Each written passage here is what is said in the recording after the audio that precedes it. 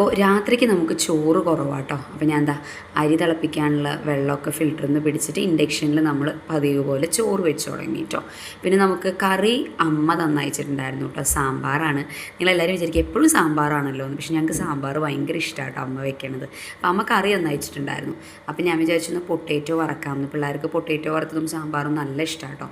അപ്പോൾ പിന്നെ എന്താ പൊട്ടേറ്റോ വറുത്തു. ആദ്യം എപ്പോഴും എൻ്റെ പിന്നാലെ തന്നെ ഉണ്ടാവും കേട്ടോ അടുക്കളയിൽ. പിന്നെ ഈ സാധനങ്ങളൊക്കെ കുറച്ച് ഞാൻ ഇങ്ങോട്ടേക്ക് മാറ്റി വെച്ചതാട്ടോ. നമ്മുടെ ആ റൂമിൽ പണി നടക്കുന്നതുകൊണ്ട് ഇതാ സാമ്പാറാട്ടോ. നല്ല മുരിങ്ങക്കായ സാമ്പാറാണ് കേട്ടോ. വറുത്തരച്ച സാമ്പാറാണ്. അതൊന്ന് ഞാൻ ജസ്റ്റ് ചൂടാക്കാൻ വെച്ചു. പിന്നെ ഉപ്പേരിയിൽ നമ്മൾ ഉപ്പും മുളകും ഇട്ടിട്ടൊന്ന് ജസ്റ്റ് മിക്സ് ചെയ്ത് വെച്ചു കേട്ടോ. അപ്പോൾ നമ്മൾ അപ്പോഴേക്ക് ഏട്ടൻ വന്നിട്ടുണ്ടായിരുന്നു. ഏട്ടന് ചായ വെച്ച് കൊടുത്തു. ആദ്യക്കൂട്ടിനും അദ്വൈക്കൂട്ടിനും ലഞ്ചല്ല കേട്ടോ, രാത്രിയിലത്തെ ഫുഡ് കൊടുക്കാൻ വേണ്ടിയിട്ട് രണ്ടുപേരിനെ ഇരുത്തിയിട്ടുണ്ട് കേട്ടോ. അപ്പോൾ ഞങ്ങളുടെ വിശേഷം ഇത്രയൊക്കെ ഉള്ളൂ. അപ്പോൾ എല്ലാവർക്കും ഗുഡ് നൈറ്റ്. ടാറ്റാ.